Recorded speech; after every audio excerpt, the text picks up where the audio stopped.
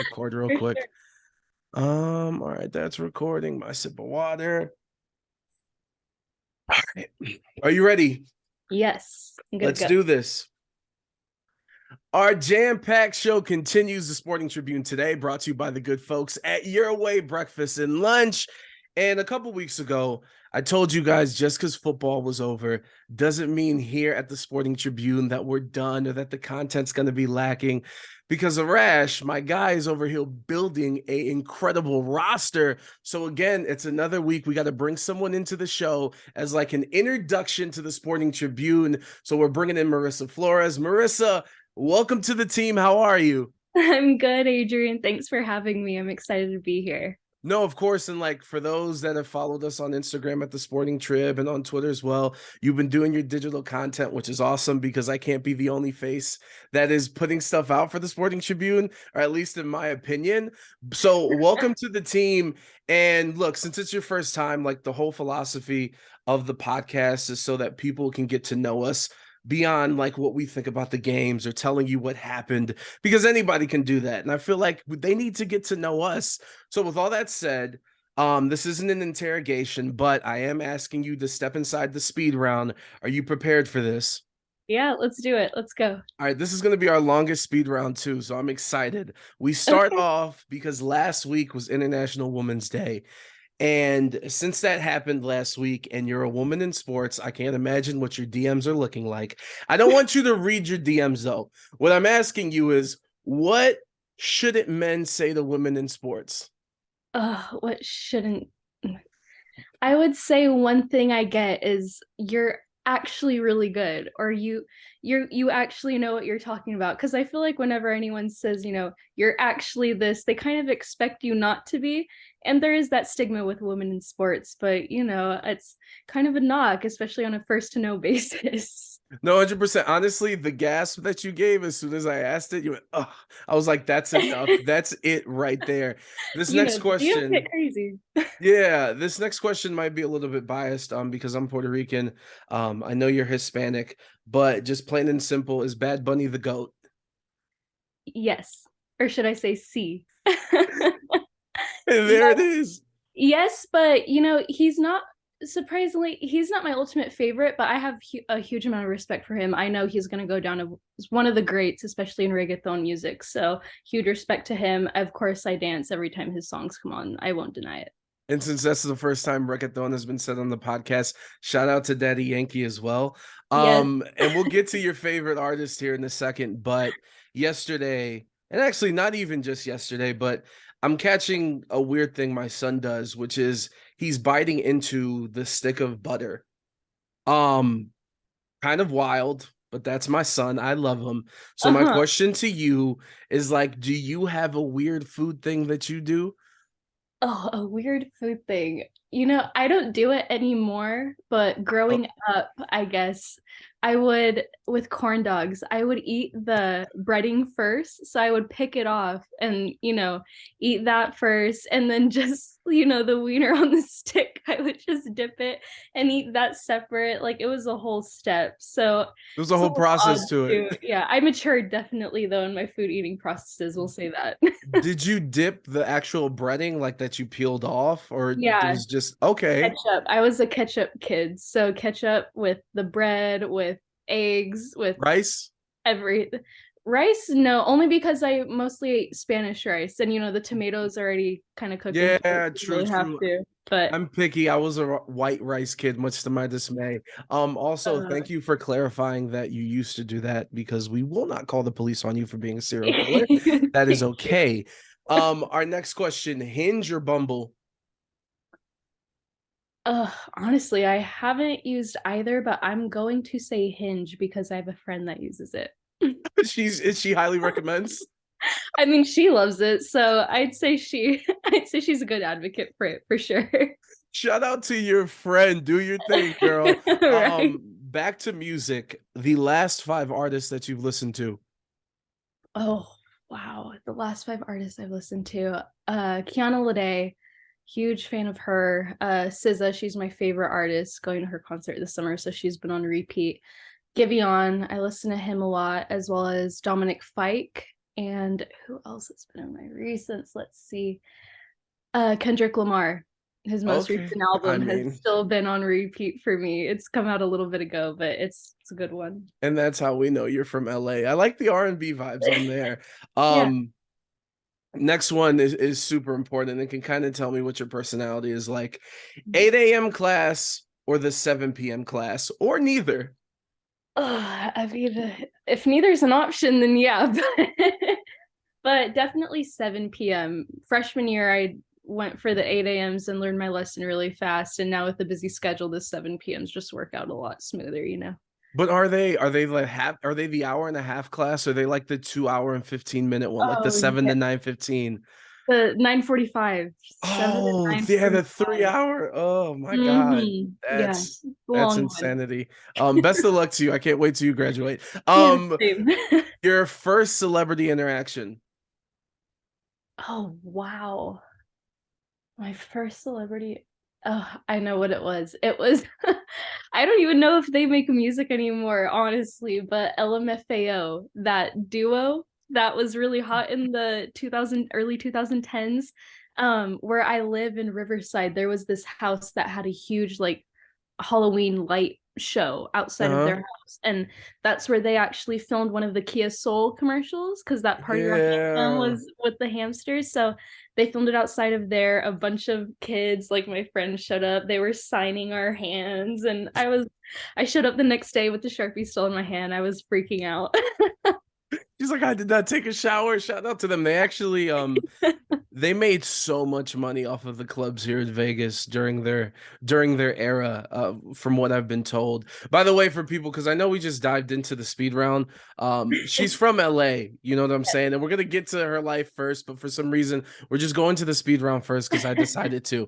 All right, so we did first celebrity interaction. What was your first sports memory? Good or bad? First sports memory. I mean, I grew up playing sports, but I'd say my earliest best one was when I grew up playing softball. My dad was one of my first coaches with one of my little league teams and one of my 8 and under teams later on. So just having him be there on the field with me, having him as a coach, and he's a character too. He's hilarious. So he's motivating, he's encouraging, he's funny. So having him there was definitely one of my favorite things. Shout out to Pops. So every time I've been to LA, it's been specifically for something. So it's been very like in and out. Coming up for WrestleMania, I'm going to be there for multiple days. I'm going to have some downtime. So this might be the first time that I can actually like really enjoy the city. So with that being said, do you have a top 3 things that I must do? Oh, top 3 things. Okay, in terms of food, I'm gonna say you have to hit Olvera Street. Um, I mean, we're Latin, we're Latino, Latina, so they have a bunch of stands there, with all little trinkets, everything. But they have the best taquitos at this stand that it's like towards the end. I need to look up the name and get it to you, but the best taquitos. I've grown up eating them with my family that lives out in LA. The best. For sure, there definitely, if you haven't been to I was going to say Staples Center. If you haven't really been to crypto that much for games, definitely try and catch a game, see the stadium, check out the statues outside, get the vibe. If you're a sports fan, you definitely have to make it out there. And 3, I'd say Hollywood Walk of Fame. I mean, if you haven't, you definitely might run into some characters, but Hollywood sign or Walk of Fame, just it's very touristy, but you got to see it at least once. Yeah, you have to do it once. I did some intense research, and by that it means I went through your Instagram. I did notice one store in particular showed up a couple times, which was Trader Joe's, which I don't blame you. I went this morning. They have the best mangoes in the world. Oh, Um, how passionate are you about Trader Joe's? I'm a huge Trader Joe's advocate, and I don't know if you saw, but one of the posts on my Instagram was vouching for a sponsorship from them, which I will still vouch for until I die because You're the speaking it into existence right now. I'm manifesting it. The produce, like you said, is the best. The frozen food section, like as a college student, don't even get me started. I basically thrive off of those. So, yeah, definitely a huge, huge consumer and advocate for Trader Joe's for sure. Marisa Flores joining us on behalf of Trader Joe's here on the Sporting Tribune Today podcast. This is amazing.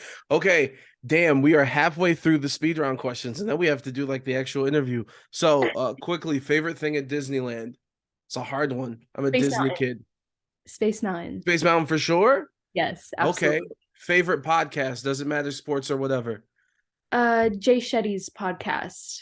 I forget I don't think it has a in life, or I need to look up the name again, but I know it's by Jay Shetty. It's his most popular one. Do you think our Willie G Ramirez is a part of the mafia or was at any point in his life? I'll plead the fifth. We'll plead the fifth. We know too much. We know too much. You're talking about going to SZA's concert later this year. I'm jealous. Big fan of her for multiple reasons. But what was the first concert you went to? Justin Bieber. Huge Justin Bieber fan growing up. Bieber fever. Tons of it. This, if you couldn't tell if you're watching on YouTube, the smile said enough. She's like, "You're damn right, it was Justin Bieber." Obviously, I'm older than you. You're this newer generation, right? So I'm curious, have you ever sent a fax before?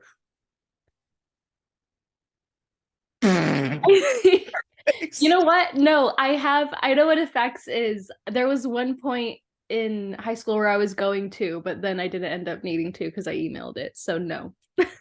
The future happened. You're like, wait a minute, Yeah. this is stupid. I'm Why like, am I doing this? Yeah, this is too complicated. I have an email. Here you go.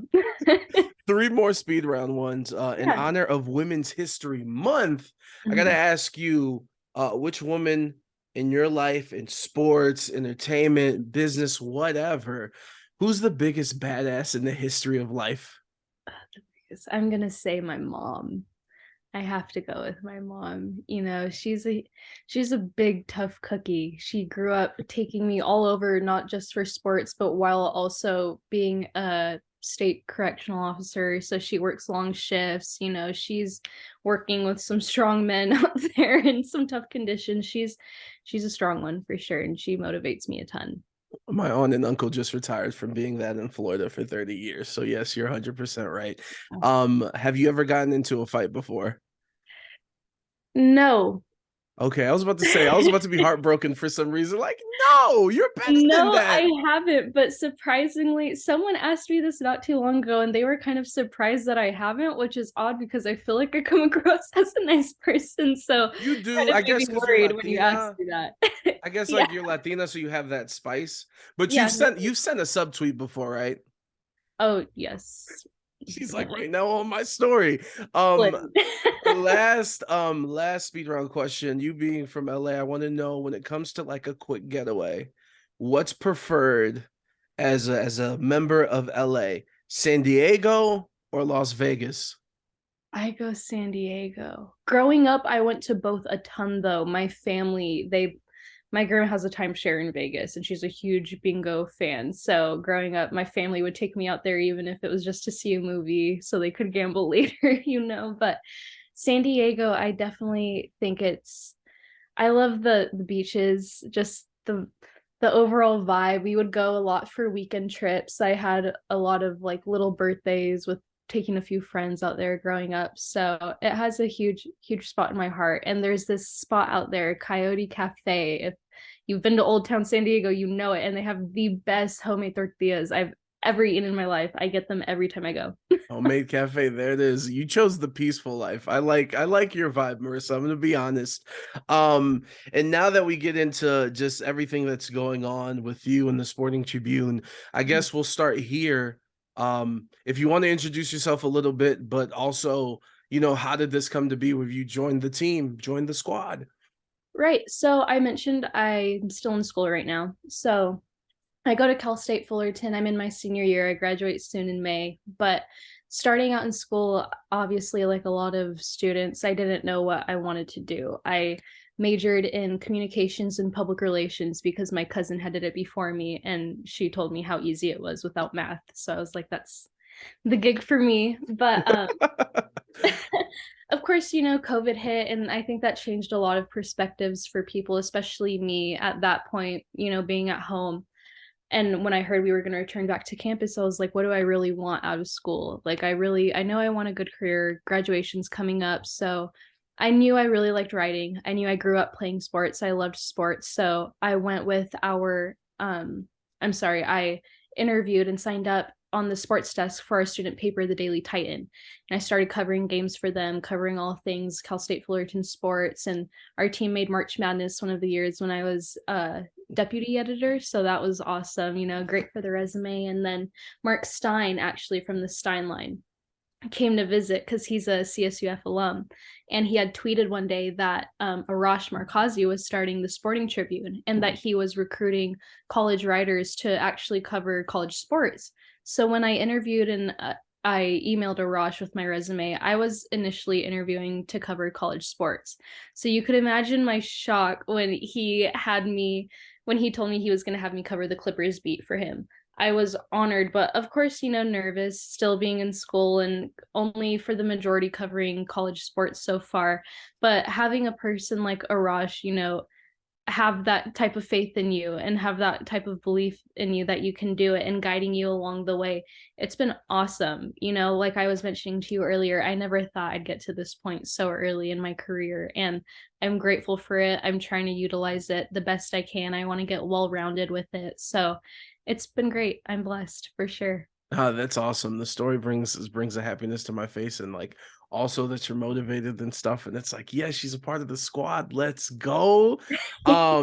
So for you, and it's weird, right? Because it's like March, and it's like, oh wow, 1/4 of the year is done, but it just seems like it just turned to 2023.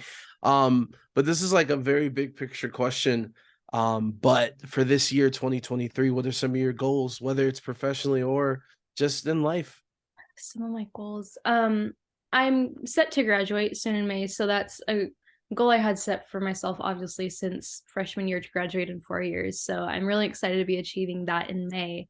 As well as I mentioned to you earlier, I really want to get a podcast going with this sporting trib. Whether it be with the sporting trib or just, you know, getting my own podcast going. I really want to get my brand going, you know, with graduation coming up and starting to apply for all these gigs outside of school.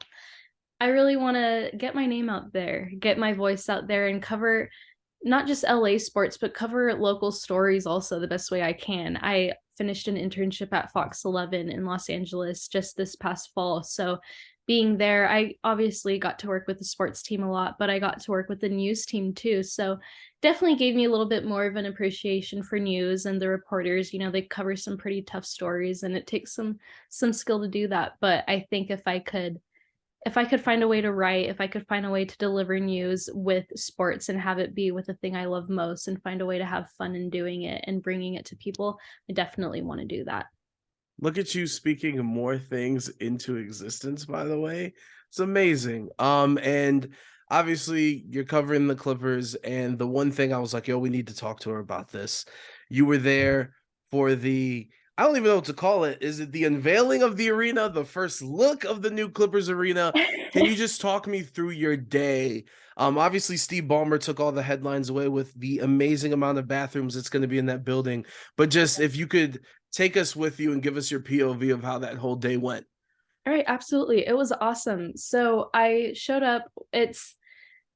I guess what the press release said, it was the ceremonial raising of the final beam is what it was. So it was the completion of, you know, the outer metal frame of the arena. So they're about to start adding all that extra stuff, adding the glass, adding, you know, all that stuff that's going to make it look fancy and shiny. But so obviously it's still hard to get a clear picture, clear idea of what the stadium is going to look like. Like I said, it's just kind of the outline still, it's the frame, it's still cement and dirt. But when I showed up, the first thing they had was the press conference. You know, reporters are walking around. So I'm getting a little bit of an idea for how it's going to look. I don't know if you saw, but Steve Ballmer really put an emphasis that he's really excited on the wall, which is going to be at Intuit. And I think it really resembles the Jazz in their stadium, you know, how the fans are right on top of the court and they're so close.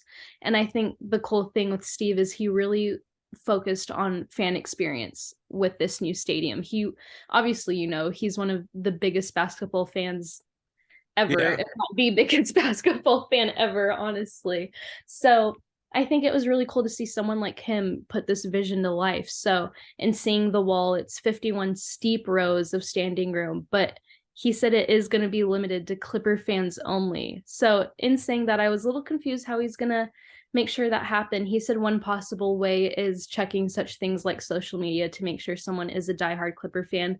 And some people might feel a certain way about that, but at first I was feeling a certain way about that, but when he mentioned that it's kind of going to resemble a student section, it made me more excited, playing high school sports and growing up playing sports and having that student section there. That was one of my favorite things about playing at home. So I think if the Clippers can have a section just dedicated to their diehard fans and have their fans be there and bring up that noise. Like I said, it's a really tight dome. So even if they're cheering, if they're dedicated fans and they are being loud, they're going to cause a ruckus for the visiting team. And it's right on the visiting bench side. It's So amazing. That's brilliant. Okay, I give them credit for that because like right.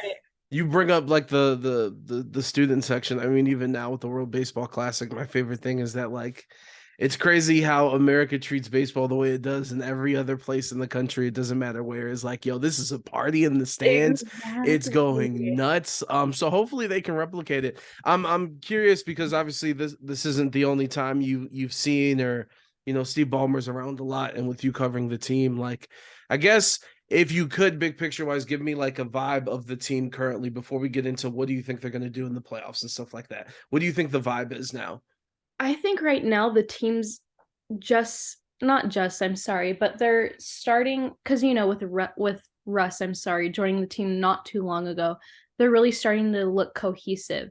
I think one thing in walking around the stadium with them and they're joking with each other, they're laughing, they're really I don't know if you saw that clip I got of Russ and PG really talking to Balmer and really wanting to know what the stadium's going to look like, what it's going to entail, how it's going to be for them.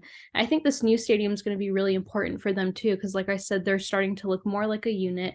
They're starting to be really cohesive, and I think obviously this season they have playoffs before the stadium opens and everything, and they're in a really good spot right now too going into playoffs. They were, I'm sorry, suffering what was a 5-game loss streak. I think it Yeah. was just not too long ago before the trade deadline and during a little bit. So going on this little run they have now, they've won the past 3 games, and next they're going to take on the Warriors. And I think that in standings they have 2 spots higher than them. So Let I me like check. Let their, me check. I believe it's 2. I don't hold me to that. I think that was No, one. no, no worries. I'm sorry. I didn't mean to put you on the spot, but keep going and I'll check. No, yeah. But no, so I think they have definitely a good advantage in that game. And just the schedule coming up, I think one of the games I'm most excited to see is OKC when they play the Thunder, because with Russ having left that team not too long ago, I'm excited to see what he does there. But I'm excited for them. I think they're starting to look really cohesive. Like I said, they're looking united. I think Russ is doing a great job of working with PG and Kawhi and setting them up. So I'm really liking the way the team's looking. I think Lou just is still trying to figure out what lineups work for him, but some of them that I've seen so far, I'm really liking for them. And yeah, to your point, it's very close. So right now, well, first off, we're recording this on a Sunday. I believe, right? The time change. Yes, it is still Sunday. As it stands now, Clippers at the 5th seed, a half game above the Warriors that are in 6th. So it's going to be a tight race to the end of the season. And I guess my last question might be the most important for Clippers fans and the Clippers, just overall with this new arena and finally getting their own place and starting to build, stuff on their own without having to share a spot with the Lakers. And with you being born and raised around there, and obviously just like in New York with the Yankees and the Mets, the Yankees have a stronghold of New York, the Lakers have a stronghold of LA. But how big of a deal is this going to be for the Clippers to finally have a place of their own? I think it's going to be a big deal, not just for Clippers fans.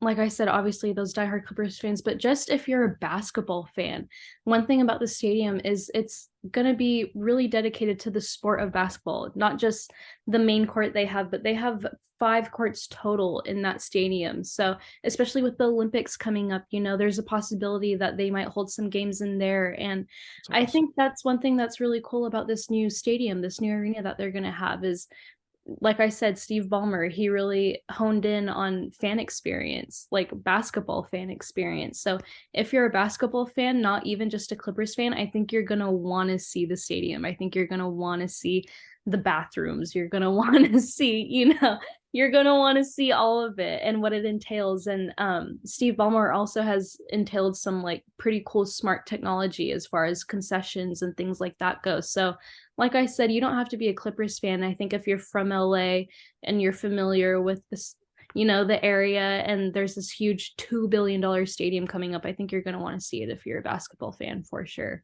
I mean, you talk about the tech, like Steve Ballmer comes from Microsoft. I'm guaranteeing, I don't know if he said it in his rant because I actually didn't listen to it, but I'm guaranteeing right now, based on nothing, there's going to be seat warmers on the toilets. And that alone is worth the price of admission to experience that. But before we get you out of here, and thank you so much for the time. I know you're all over the place on our social media, rightfully so, after these games. Catch all the recaps on the sportingtribune.com as well. She's all over the place, which is a very good thing. But for those that don't follow you and everything, if you want to just let people know what's coming up and where they can get in touch with you and follow everything that you're doing. Right. So on Twitter, YouTube, Instagram, it's all going to be at It's Marisa Flores. That's 1 R, 1 S, because it tends to get misspelled a lot of the time. But yeah, everything is at It's Marisa Flores. So like Adrian said, go ahead and follow me there. Check me out. Really want to get my name out there. So if you're from LA and want to know more about what sports are going on here, give me a follow for sure.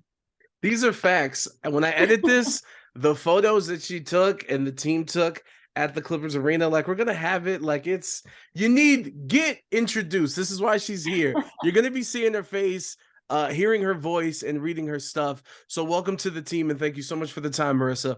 Thank you. Thank you for having me.